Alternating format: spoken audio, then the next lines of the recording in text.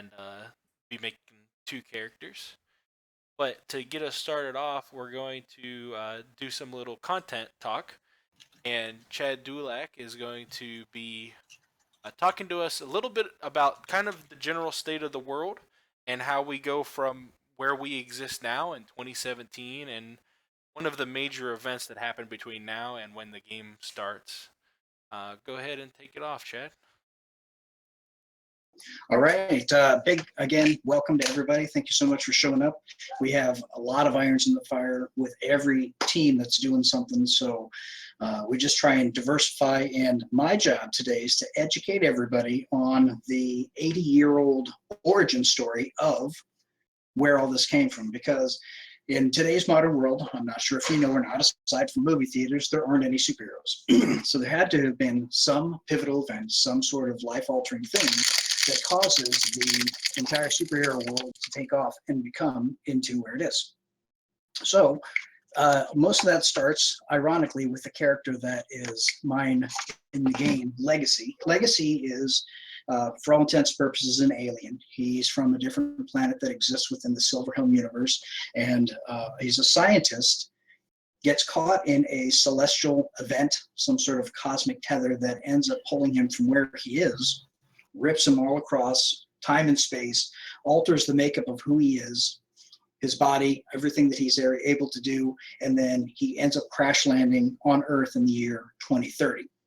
So at this point in time, just like every good story, he has to be discovered by somebody that can either do good or do ill with the fact that the first known extraterrestrial, aside from Area 51, of course, has landed on Earth. So this person introduced as Ambrose Grayhl. Now, you guys will actually see both Legacy and Ambrose Grayhl in the game. So in Valiance Online 2103, Ambrose Grayhl is still alive, bioenhancements and a lot of nanite things that have preserved him for the span of his life, and Legacy, being an alien, ages significantly less than a normal human might, but again, with advances in technology, people are living longer anyway. So these two characters are two of the only ones that actually transfer into what the game is. Let me go back to the past here.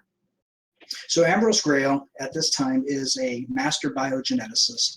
He has his own company called Osiris Bioengineering, and he finds Legacy, gets this little blip that something pops up on the radar. He and his team go out into the desert, catch him, and then bring him to Earth.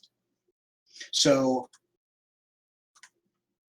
when once he crash lands, instead of doing something like dissecting Legacy or trying to take him apart or anything, he does the good-natured human thing and nurses him back to health. Well, this turns into a gratitude factor. So over about a 14-year span, Legacy is nursed back to health, nurtured, and it comes up that his DNA is of such a unique design that with the right organization and chemistry, a person could be healed of cancer, of AIDS, of all these debilitating afflictions that exist in our time that our human bodies can't heal by their own. Now we can make these serums that are able to cure all these things. So as a thank you for being able to be cured back to health by the Ambrose Grayhl, Legacy agrees. Actually, he actually volunteers to let some of his genetic material be used to start curing mankind's worst ailments. Okay, so Chad, we Yeah. have an alien that came to Earth. Yes, sir. And he brought with him the cure to mankind's ailments. Well, he brought with him the genetic possibility to do that. It was really Ambrose Grayl's brilliance that kind of formulated that and made it go from something that was absolutely foreign into being something that are compatible with the human race. Oh, okay. All right. Yeah. So, and there's another point too here, and this is really pivotal for all you lorists out there. When Legacy came here, he had just gone through this cosmic event, this celestial tether, as we're calling it. And when he arrived, he was highly irradiated.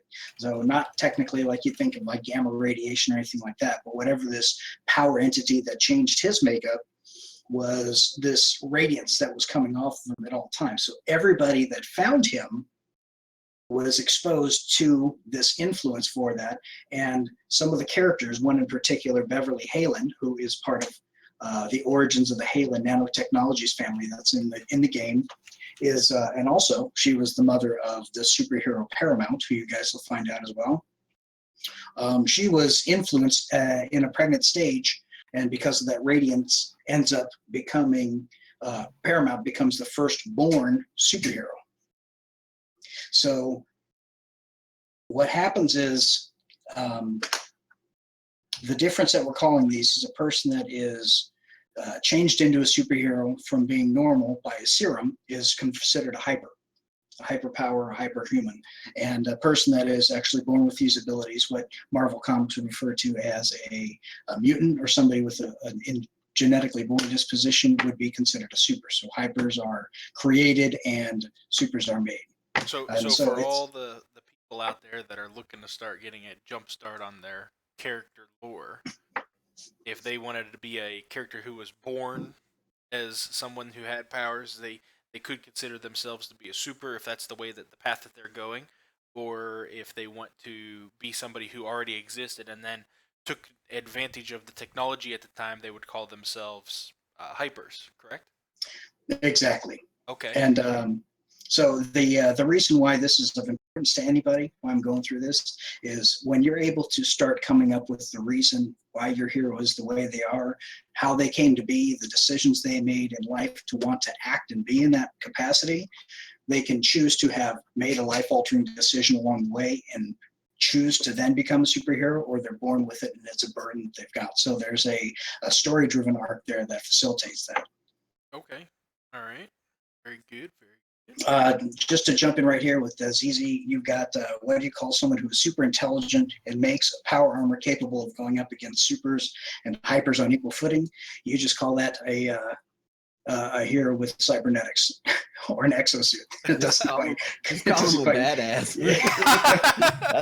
That sounds fitting. Just call him a badass. And Are we gonna? That'll be the first thing that makes it through the Steam Workshop as one of the first origin stories that we want to add. Yeah. What are the And first no, Cyan Phil, we don't refer to Legacy as a radiation fairy, but no, everybody doesn't just get just powers from it. But if you want a radioactive spider, you can throw that in there. We're not copywriting anything for that. So. Oh my word, John! All right, so where the division comes from, where the animosity stems from, is to this point in time, Legacy has arrived. You're talking He's about irradiated. the division between the supers and the humans? No, Legacy. No, I'm sorry. There's excuse me. Yes.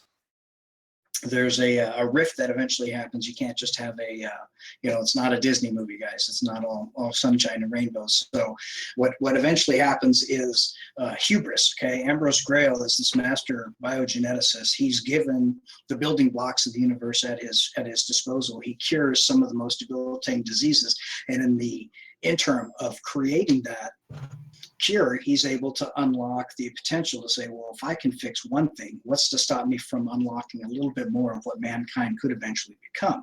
Because here you've got these unlimited cells that can do amazing and fantastic things if you're ever able to sequence and tame it. And so he goes through a series of sequences to try and make a serum that gives a person these abilities. This is where the hypers come from. So eventually he makes the last one in his trial that is a success is called Sequence 22. Sequence 22 is going to be a catchphrase. You're going to see billboards around Valiance in the game all the time. Come get Sequence 22. It'll make you new. So you're going to find all these great things about what Sequence 22 is. Well, as most things happen, once somebody's got power, somebody else wants it. So Grayhl is going to eventually be kidnapped by the organization known as Goliath, which in this iteration is a villain organization. He is forced to create Sequence 22 from an alternative alien source that is able to make these other hyper serums. He perfects it and is able to actually engineer what those abilities are. And so now we've got this hyper-human creative serum in the hands of bad guys. And that will springboard forward into what the source of content for aggression will be in the Cold War. That's a whole different topic for another day. But takeaways, Legacy started it all. It's all his fault.